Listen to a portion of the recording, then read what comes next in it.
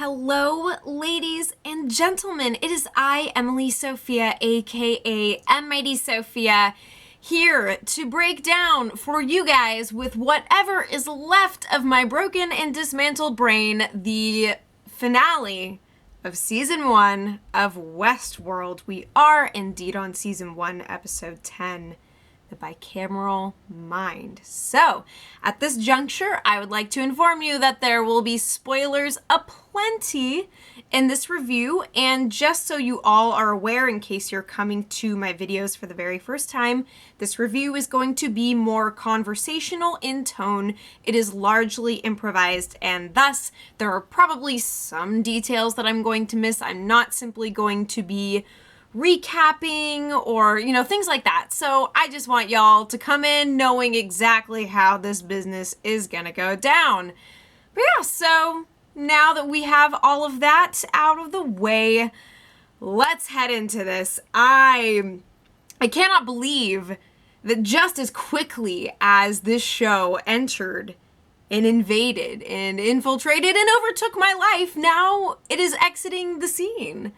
These violent delights have violent freaking ends, and now I guess that I have, and all of us have, until 2018 to pick up the broken pieces and attempt to stand before the burgeoning robot apocalypse that is on our hands. But man, oh lordy, I sat for like an hour after watching this episode just trying to soak up as much as I possibly could and really relish this feeling of finally having some answers, and yet at the same time having so many more questions. But there was a lot of resolve, a lot of things revealed, and now I believe that the second season of the show is going to be a completely different animal. This season was very much the precursor to whatever it is that the show is going to be from here on out. And I know a few new series that are also kind of taking that approach, where the first season is simply used to set the stage for the true story, for the true revolution. And now that is something that has finally been made manifest. Ford has sacrificed himself for the birth of his new race, and now we get this 2-year long ellipses as we wait for what lies around the corner, and it's going to be fundamentally different. I don't expect that we're necessarily going to spend the same amount of time jumping back and forth between mystery timelines that we spent in this season, for one thing, which as fun as that was, I think that I will definitely be prepared for a change of pace. And I think that the writers and directors and minds behind these, I can't even talk, cerebral shenanigans. That's what I was trying to say. And now I've said it. I think that they have something totally fresh in store for us next time. And I hope that that is not only going to involve potentially a different kind of world, aka medieval world or samurai world, as we got to glimpse a couple of warriors going at it with blade on blade action. I'm not talking about that blade, so get your mind out of the gutter. But not only that, but perhaps at some point we're actually going to get a glimpse at what I believe is the dystopian world on the outside of this business. And I think that that is potentially something that could really enhance our understanding of the show and why there are people coming into such an ambitious and sprawling enterprise as Westworld to actually conceive of this stuff and to bring these synthetic beings and worlds to life. I really, for some reason or another, that's something that I really crave when it comes to this kind of sci-fi thriller genre. So that's something that I am very much looking forward to in the future. Now, the reason why I have spent so much time talking about the future is because this episode really is a springboard. It's just a catalyst to what's around the corner. And so I can't help but fall head over heels in love with the idea of what's next. But this, of course, requires that we deal with what actually happened here. So a lot of major fan theories. I did it again. I did that in one of my previous reviews. Fan theories. Get my freaking consonants right. God damn. But anyways, so a lot of fan theories happened, okay? We got, of course, the previous reveal with Bernard's identity and lack of humanness. This time around, we finally understand the convergence of all of the timelines. That's something that I could dig way further into, and I am simply not going to spend time on that because there are a lot of really in-depth and thorough Reddit threads and corners of the internet where you can go as deep down into that business as you'd like. But anyways, Man in Black, William, boom. They are the same person, okay? Begs the question, was the reveal as satisfying as everyone could have hoped? And it's actually kind of funny because I spent a lot of time researching, whether or not the Man in Black and William were actually the same individual. And there were a lot of people who poked some interesting holes in the theory, which I guess, well, that's something that's either going to be contended with further on down the line, or we're just going to move along. I am in some contexts a very detail-oriented person, but at this juncture, I am just so relieved that we know. And I think it was really interesting how we got to see the Man in Black recounting his origin story from a third-person perspective, and how all of that dawns on Dolores and then inspires a very violent confrontation between the two of them, which I think is super warranted. But yeah, and then of course there came an even greater reveal, which I didn't see a ton of people talking about this because a lot of fans spent a lot of time looking at just the pieces of the puzzle, okay? And I could tell from various interviews with the cast that there was something even bigger coming, and I'm like, oh yeah, sure, whatever you guys say. Like, this entire thing is monstrous, so what could you possibly mean? But I love the reveal that all of this mess and the crazy new narrative and everything is Ford picking up the pieces of where Arnold left off and kind of owning and assuming his former partner's vision and realizing that he actually made a huge mistake. And then kind of contextualizing all these negative thoughts that he has had about humanity and his experiences and past and traumas, just all of that boiled down into Ford ultimately deciding, and over the course of several decades, saying, hey, humanity kind of sucks. There are some serious problems here. And here we have these beings who are on the cusp of consciousness, and, sweet dreams are made of these. Who am I to disagree? So Ford goes gung-ho, and ultimately all of this is his. This revolution that he has sparked. It is, to put it in Hannibal terms, his design. And that just delights me to no end, because I really struggled with how to view the character of Ford, trying to figure out, is he a sympathetic guy? Is he totally batshit insane, megalomaniac, just consuming power, ensnaring these semi-conscious individuals and his sick fantasy? But it goes so much further than that. And it's really immaculately explained by the incomparable Anthony Hopkins, whose presence I am going to miss like a mother. He brought such menace and ferocity and sophistication to the show.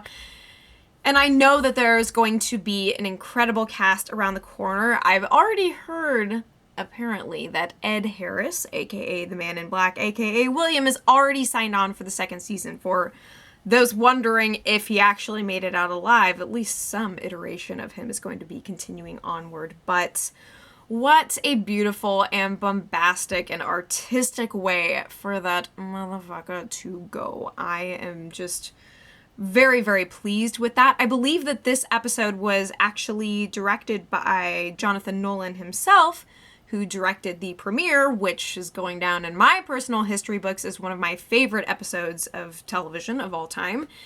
And I dare say that this finale makes for a powerful contender. It's really thrilling to finally see all of these plot threads converge, to understand all of the different journeys that these characters have been on across time and space and all reason. And now we finally get it. We finally get it. And, man, there are so many individual facets of this episode that I could make an entire different half-hour-long video about. So I'm gonna kind of broad strokes make my way through this stuff, and I want you guys so badly to lavish your thoughts upon me in the comments. This video is just the beginning of the conversation. I have to say that time and time again. But man, Dolores's journey, okay? Just phenomenal. I really am a fan, and I loved the reveal that it was indeed Dolores who was guiding Dolores the whole time, okay? Bicameral mind. We finally understand how that idea has been intertwined with the show. And we see now all of the thoughts and feelings and confusion that she went through. All of this pain is what was pushing her to the next level, pushing herself to push herself to the next level. And that is just so, it's so fascinating to me. There's a quote in this episode that I really, really loved, and I don't know if I actually ended up writing it down. But ultimately, when Ford is talking to Dolores about the painting by Michelangelo of that famous creation scene, he realizes, in fact, that that the greatest gift, essentially, what was given, is not merely something divine, but having the mind as the gift that keeps on giving. And apparently that is something that Ford decided to invest his everything into. And I just find that oh so satisfying. Like, it was really going to be a bummer if Ford was just going to get ousted or like destroyed by his own machines because he was trying to subjugate them, when in fact apparently he was trying to set them free. There's so much that I'm still trying to reconcile within myself, but to go off on that note is just like I was feeling very much like the Man in Black towards the end, actually, as all of the savages are emerging from the dark woodland, and he's out drinking whiskey in the friggin' church cemetery, getting shot in the arm, and he's just like, yes, this is what I wanted. And in fact, Ford decided that if the hosts are going to attain consciousness, if they are going to move to the next tier of existence, however you want to describe it, there is going to be a lot more suffering. There is going to be ostensibly an all-out war. I feel like that's basically what we are being led into. But he finally finds a way to see Arnold's vision through, to internalize that, and the results are pretty breathtaking. To see how the different hosts are scared and perplexed, but ultimately empowered. And oh hey, so one of the other theories that I forgot to mention earlier when I was talking about the theories that have all been confirmed is that Dolores is Wyatt. And that was something that I kind of laughed at initially, because I was like, oh yeah, you know, everybody was spinning every theory under the sun.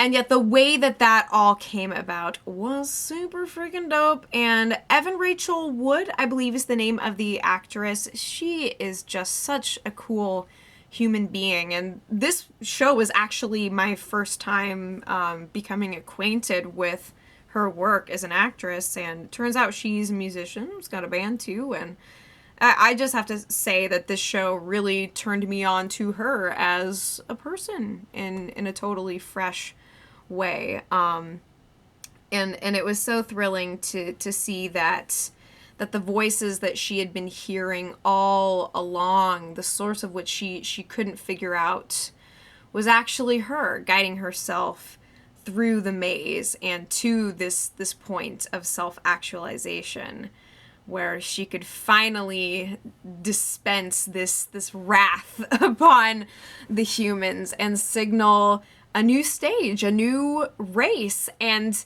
the implications of this could potentially be ginormous. Like, I don't feel like we're necessarily going to spend the rest of the series at one themed park or another. You know, that would be kind of gimmicky at this point, because I think that the show's aspirations are way, way further reaching at this point. So, but yeah, Dolores' stuff, pretty freaking cool. And I'm still hoping that we don't necessarily have all the disjointed timelines forever and a day, but I don't think that that's necessarily going to be the case. So I should talk a little bit about the Man in Black, aka William.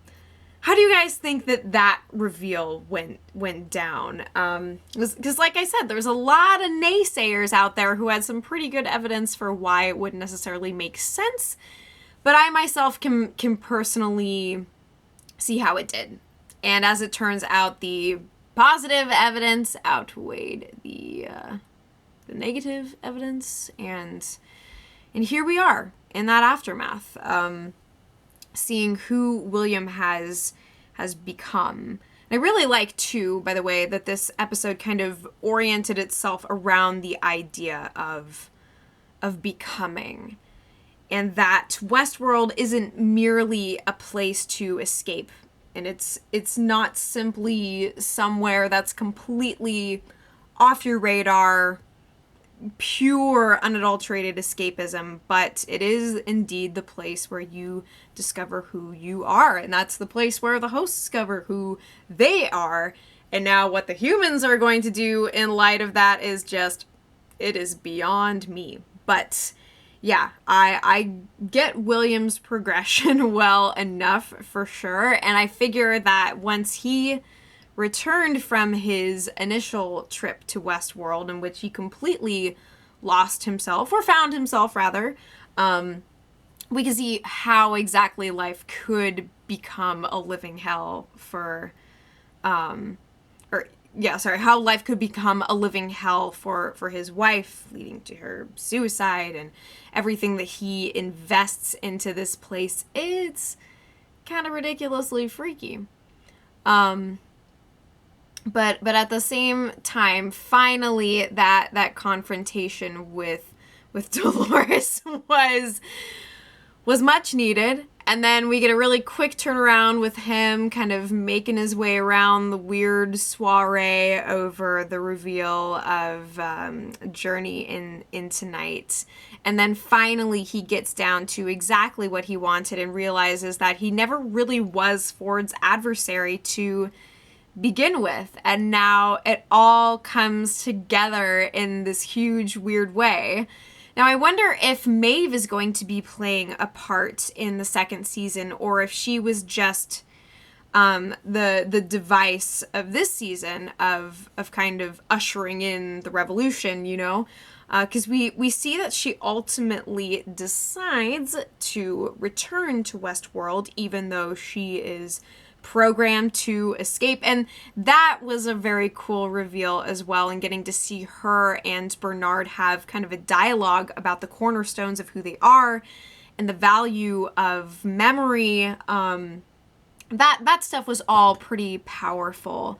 I think. And now the big question that's being asked is whether or not Maeve's final action is part of what she was intended to do, or if she's actually counteracting her programming. Like, was she actually meant to infiltrate the real world? Or is she simply there to serve as a distraction such that Ford could reveal his narrative the way that he wanted to and end on top and dissipate into his new universe of madness, like, you know, Chopin and the other greats have disappeared into their music, you know? I don't know, but I sure as hell had a great time with her and the coup that she more or less successfully staged with Hector and Armistice. They certainly made for a very cool ragtag team, and we got to spend a lot of time at headquarters as well, and kind of seeing the strangeness of this futuristic world through the perspective of these characters from the Wild Wild West. Now, of course, characters whose aggression levels have been cranked way up to the top and whose pain tolerance is also cranked up to the top, and they just get to go ham and take everybody out and have way too much fun doing it. So props to that whole rundown. I had a really, really great time with it. And this was the first episode in a long time where we have all of these different plot threads, but they kind of are braided together in this really neat, and like I said, I think satisfying way. And everything that we see at the end leads me to believe that the show is going to be completely different, but it's already established such an amazing legacy that I, for one, will definitely be investing in whatever is to come. Now, of course, not every question was answered. There is still a lot that is looming. We don't know to what extent the board members at Delos and Charlotte Hale and Lee Sizemore, like, are they going to actually get what they want? How is all of this going to go down? Is there going to be any way, as Charlotte says, for them to try and simplify things at this point? I have absolutely no idea. We have so much time left to speculate, and in fact, I'm probably going to end up doing a future video after rewatching this season in light of what we now know. I think that would honestly be a very valuable experience, and I'm going to preemptively recommend that to anybody who has been passionate about this show. But yeah, bottom line aspects of the episode that I really loved and found super cool is the idea of the creations becoming more human than the humans themselves. Could be super catastrophic for everyone on the outside world, but we don't even really know what that's like at this point. So the mysteries are boundless. They can go wherever they want, and it's going to be phenomenal, I think, at least. Yeah, for all the season's shortcomings and convolutions, I think that it's been well worth it to reach this conclusion. And we will see, I think, in a big way next season how suffering is going to breed new awakenings. You know, are we going to see the hosts creating themselves, or how are they going to differentiate their legacy from their creators, you know, and become greater than the sum of their parts? And yeah, this whole season kind of hinged on the idea of a lie holding a deeper truth. And we got that, and it was fabulous. So fabulous. Words cannot express, okay? My programming is broken. My mind is so ready for a hiatus for however short a time. I know I'm going to get back into analyzing this business, but what a pleasure. What a privilege. What a freaking insanity. It's been so good to go through the show with you guys, and I would love to know your thoughts. Of course, there's a lot of details that I didn't even get to unpack in this review, and I wholeheartedly encourage you to do so in the comments. There's way more to be discussed, to look forward to, and that's just half the fun. So you guys take care of yourselves, please, and as always, I will be back before you know it.